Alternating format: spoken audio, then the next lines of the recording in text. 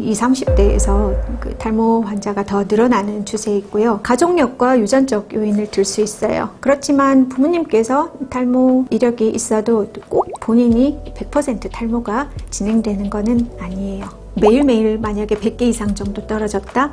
그렇게 되면 탈모를 이제 의심을 해봐야 되겠어요. 헤어풀 테스트라고 하는데요. 중간 정도의 힘을 줘서까지 당기게 됩니다. 이렇게 해서 빠지는 머리카락을 세면 되는데요. 만일 자가진단법으로 본인이 탈모가 의심된다. 그러면은 주기적으로 맞는 보톡스, 두피 주사, 고주파 치료 이런 것도 병행을 해서 하는 경우도 있습니다. 원장님 뭐 하세요?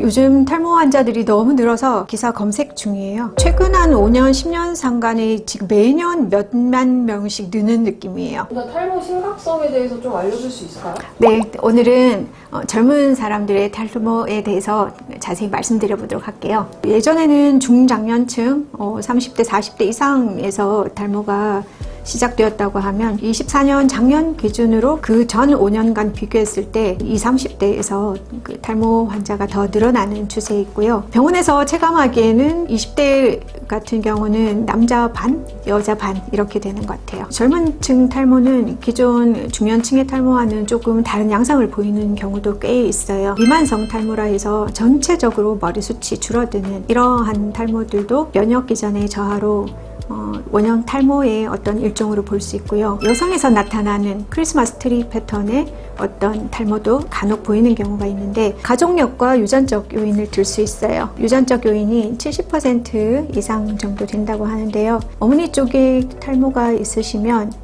본인이 남자건 여자건 상관없이 정수리 부위 쪽에 탈모가 동반이 될 수 있어요. 만약에 아버지 쪽에 탈모가 있으시면 M자 탈모가 동반이 될 가능성이 커요. 그렇지만 부모님께서 탈모 이력이 있어도 꼭 본인이 100% 탈모가 진행되는 것은 아니에요. 환경적인 요인보다는 화학적인 요인이나 두피에 너무 과도한 어떤 시술이나 과도한 헤어스타일링, 머리를 당겨서 묶는 포니테일 스타일을 계속 한다든지 아니면 스프레이 같은 거를 많이 뿌린다든지 염색이나 탈색 그리고 펌 등이 두피를 상하게 해서 간접적으로 탈모에 영향을 줄 수도 있어요. 두 번째는 식습관과 영양 불균형 문제인데요. 인스턴트 식품이나 배달 음식에 포함된 유해한 성분들이 또 모발의 성장을 억제를 하고 급격한 다이어트로 인해서 필수한 영양소들이 부족하게 되면 탈모가 진행되는 경우가 있는데 그중 대표적인 게 단백질,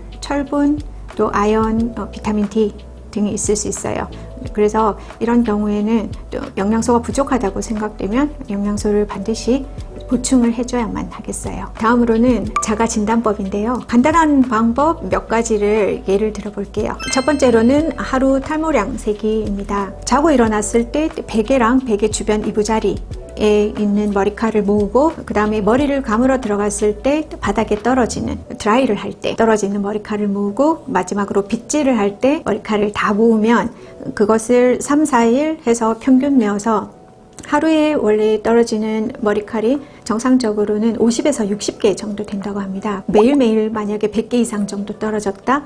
그렇게 되면 탈모를 이제 의심을 해봐야 되겠어요. 두 번째는 모발 가볍게 당기기 헤어풀 테스트라고 하는데요. 이렇게 세 손가락을 활용을 해서 4군데 정도 당기게 됩니다. 양 사이드, 정수리 부위, 그리고 후두 측면 이렇게 해서 잡아당기게 되는데 너무 세게 당기지 않고 중간 정도의 힘을 줘서까지 당기게 됩니다. 이렇게 해서 빠지는 머리카락을 세면 되는데요. 빠지는 머리가 한두 개 정도이다 이러면 정상입니다. 모든 영역에서 5개 이상 빠지거나 아니면 5개 이상 빠지는 부위가 한 군데만 특별히 존재한다 이러면 그쪽의 탈모를 의심해 볼 수 있겠어요. 헤어라인과 정수리의 변화를 한 달 간격으로 폰으로 사진을 찍어서 계속 비교를 해볼 수 있겠어요.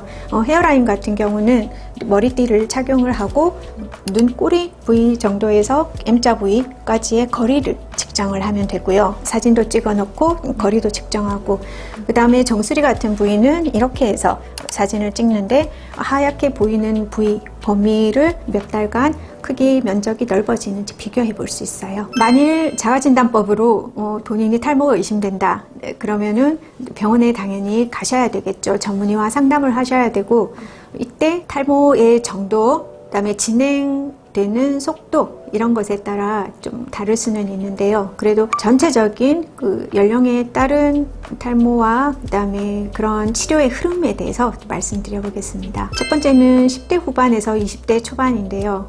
이때는 스트레스로 인해서 콜티솔의 증가로 탈모가 진행되는 경우가 많고, 머리를 뽑거나 만지는 행동 때문에 탈모가 진행되는 경우도 많아서 이러한 여러 가지 환경적인 요인들을 일단 교정을 해보고, 숙면을 취하고 스트레스 관리를 조금 하고 충분한 영양 섭취, 이런 환경적인 관리를 해주는 게 우선일 것 같고, 그래도 탈모가 조금 의심이 되거나 하면 진단 후에 약물 치료를 시작해 볼 수 있는데요.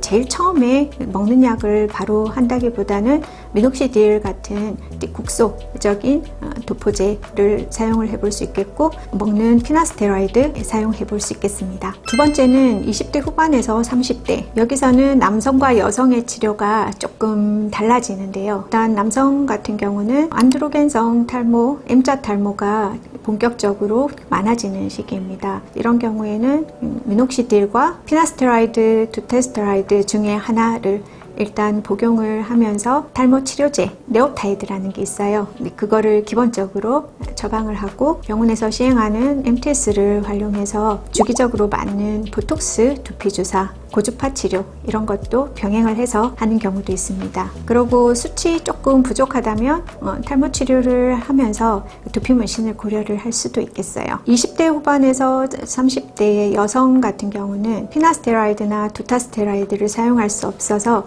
그 두 가지만 빼고 나머지 치료는 앞에서 시행한 두피 탈모 치료를 시행할 수가 있겠고, 수치 조금 부족하다고 생각되는 경우에는 두피 문신을 고려해 볼 수도 있어요. 40, 50대에서는 탈모가 어느 정도 진행된 경우가 많고, 또 동반되는 건강 문제들이 같이 있어서 전체적인 상태를 고려해서 진행할 필요가 있어요. 치료법은 약물 치료와 탈모 치료, 그리고 두피 문신, 그리고 모발 이식, 여기서 선택적으로 시행을 몇 가지씩 해볼 수가 있어요. 말씀드린 여러 가지 점들을 고려해서 반드시 의료기관에 내원하셔서 상담 충분히 받으시고 시술 받기를 권합니다. 지금까지 자신감을 드리는 의사 혜진쌤이었습니다.